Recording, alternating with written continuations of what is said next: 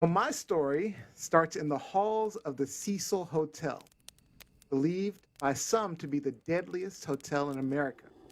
You must have watched the Cecil series on Investigative But Discovery this this week. story Yes, yes, just happened yes. just 8 short years ago. The Cecil Oh, Hotel, built in the 1920s, is located in downtown Los Angeles near the infamous Skid Row. Some people believe the hotel is haunted or perhaps possessed by demonic spirits. The seedy, low budget hotel has been the site of numerous unsolved murders and multiple suicides. It also served as the home of serial killers Jack Unterweger and Richard the Nightstalker Ramirez, who were long term residents. The hotel was so bad in the 80s. Another long term resident, Kenneth Givens, claims the hotel averaged 1 to 3 911 calls a day. Former hotel manager Amy Price confirms this, saying that there were 80 deaths just during her time as manager. In one tragic event and a mind boggling suicide in 1962, after a fight with her husband, Pauline Otten jumped from a seventh-story room and landed on an unlucky pedestrian on the sidewalk below, killing them both. Another patron in 1964, Pigeon Goldie Osgood, who gained her nickname because she frequently fed pigeons in nearby Pershing Square, was found raped, beaten, and stabbed in her room, and that case still remains unsolved. And then you may have heard of the mysterious Black Dahlia murder of Elizabeth Short, who was found brutally murdered, body severed and mutilated, just days after drinking at the bar of the Cecil Hotel. There have been so many mysterious deaths and occurrences that Cecil was the inspiration for the horror series American Horror Stories Hotel. oh, All right, yeah. so fast forward. Fast forward to 8 years ago. January 26, 2013, Canadian college student Elisa Lam arrived in Los Angeles via Amtrak train from San Diego. Her next stop was to be Santa Cruz as part of her solo trip along the West Coast. The trip was a break from her studies at the University of British Columbia in Vancouver, Canada, also her hometown. And her family did not want her traveling alone, but she compromised with them and said that she'd check in with them every day uh, with a call. Now, during her time in LA, she stayed at the Cecil Hotel. But strangely, on the day she was supposed to check out, January 31st, they didn't receive a call. Her family called the Los Angeles police, who searched the Cecil Hotel for her, but they could not find her.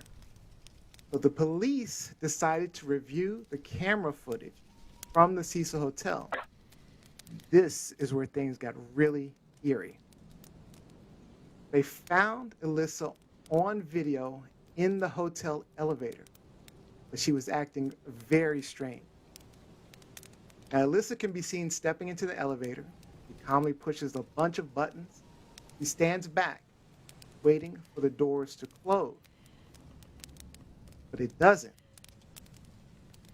Now, seemingly confused, she'll quickly lunge forward to look out of the doorway, peering to the right as if she's checking to see if someone or something is down the hall. She steps back into the elevator and slumps into the front corner as if she's hiding. The elevator still doesn't close, so she slowly leans her head out of the elevator door, peering again to the right, and then later to the left. Then she hops out of the elevator and does a weird two-step. She backs back into the elevator, and then she'll step completely into the hallway. She's off camera for a bit, standing in the hallway, and the elevator, strangely, still isn't closing. She, Oh, she steps back into the elevator again, pressing buttons, and nothing happens. And this is where it gets even stranger. She starts motioning as if she's talking to someone.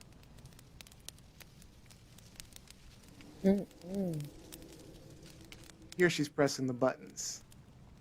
I'm tripped out about that elevator. Still not closing. Elevator still not closing.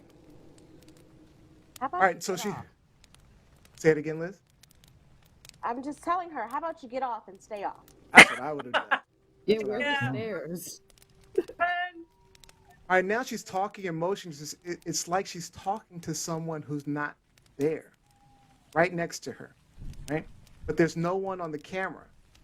At one point, it looks like she's pleading with someone, some invisible apparition. But still, no one else is captured on the video except Elisa. Now, shortly after that, she goes completely off screen in the opposite direction to the left. And then about 30 seconds later, after nearly 4 minutes, 4 minutes, no one else ever appears in the video. And the elevator door finally closes on its own.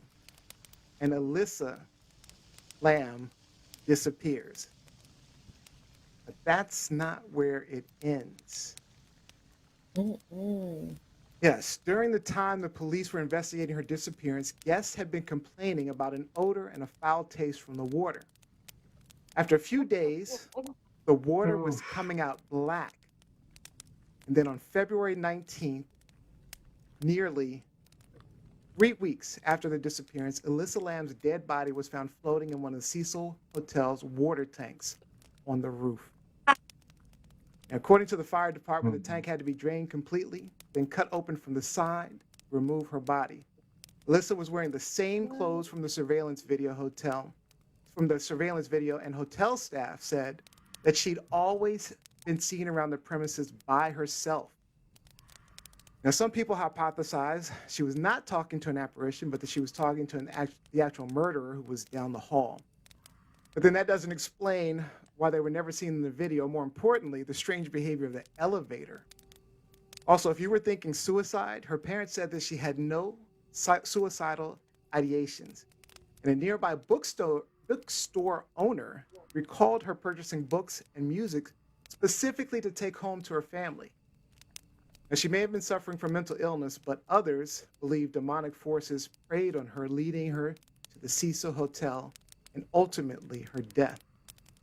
Her death was officially ruled an accidental drowning, but to this day, no one knows exactly how Elisa's corpse ended up in the hotel's water tank, or if anyone or anything might have been responsible. Ooh. Nio. That's great. So I just want to say the reason why I responded the way I did to Nio was because this morning there was a marathon on investigative discovery about the Cecil Hotel. I think I watched 5 episodes today. And one of them was about the Nightstalker, Richard Ramirez. And they said in the documentary that he used to walk the halls of the Cecil Hotel in his underwear, sometimes naked, covered in blood after he presumably killed someone. But no one called the police. No one reported it because that was not out of the ordinary for activity at the Cecil Hotel. Yes. Oh. That's how crazy this place was. That's how crazy this place was. Why did they choose that place? Yes. Because it was cheap. Because it was cheap. Like when it opened in the 20s, it was kind of a lavish, back then, what would have been considered a boutique hotel. But then, you know, as time progressed, and, you know, the Four Seasons and the Ritz and all of these other trendy hotels open, they never really upgraded the Cecil. And so you had a lot of drug dealers who lived there, a lot of prostitution that was there, a lot of other criminal activity. But like Nio said, a lot of killers live there as well. Murders. Still there? Is the hotel it's still there. It's been renamed. Oh. They need to burn it. I actually probably driven by it before I know what it is. Don't want to go in. What's it been renamed? Yeah, don't. Just so that. Yes, so you can avoid it. I'll find the name for you before we close out. But it was renamed, and I know it. I just don't remember it. It's been renamed Stay on Main. Stay on Main. Stay on Main. Yeah. Okay, Because don't stay on there's me. no amount of Don't stay Yeah, on Maine. right? Especially you, Erica. You're in LA. That's not an inviting name. That's not an inviting name at all. I My know. question to the panel is, what do you guys think Thank happened you. to Miss Elizabeth? there's not enough sage out there to clean this place, man. Oh, there's no way. No. I would never touch it. They say that What do you after guys think happened to her? I don't know. They What do say you that guys think happened after the incident, Oh. bookings went way up to her? for a Of while. course, because people Dark Wait. tourism. Yeah, they want to. Dark experience tourism's a thing. that. I mean, I can't say I probably wouldn't have stayed there. I may have taken a visit just so I could see that elevator up close and personal. Yeah. But yeah, that's interesting. I have my own theory about what was going on with her. I mean, I think it was similar to what you were describing. I mean, I didn't want to make this part of the story, but she was supposedly suffering from some mental illness. And that's kind of what it looked like to me. That it wasn't necessarily a ghost or any other type of presence there, because physically nothing came at her. Like nothing forced her to move. Yeah. There was nothing, no movement. why of her the Explain door or the anything. elevator, though. Yeah, Can you why the explain elevator? the elevator? You said this was 8 years ago. How old is that hotel? But why? As soon as she walks away, 30 seconds later, it closes on its own. Why? But No if idea. it's, That's it the depends thing. on the elevator. If she's mashed a bunch of buttons, I don't know, maybe it's a service thing. Maybe it doesn't respond to it because if it's a hotel, you don't want those idiots that mashing all the buttons. So that might be a fail-safe to that because she goes in and hammers it a couple of times. There's a reason why elevators get serviced on a regular basis. They are pieces of electronics. But how would she end up in a water tank? Like, isn't there a If she went up you have there. to unscrew stuff? Yeah, she had That to I don't she had to know. climb on top of that water tank. Like there's a hatch at the top, so you would have She'd have literally to first climb know it was there. on top and get in. She'd have to first know it was there to want to go in. Then she'd have to Yeah. jump in, and then figure out how to get into it, and then jump But in again, herself. if she's engaged in some type of psychosis, some type of psychotic breakdown, it's possible that she did do that. Like, How would honestly, she know if all there those had- details? She probably wouldn't, but you just go up there. I'm gonna go up to the roof and see Yeah. what I can find. If someone had, Yeah, What with if the it How was does a she know how to get to the combination? roof? How does she know to get on top of there? And how does she know to Look at jump in? that thing. Antonio, do Look you at know how that. many roofs I've been on? No, I really don't. I don't know what you're doing.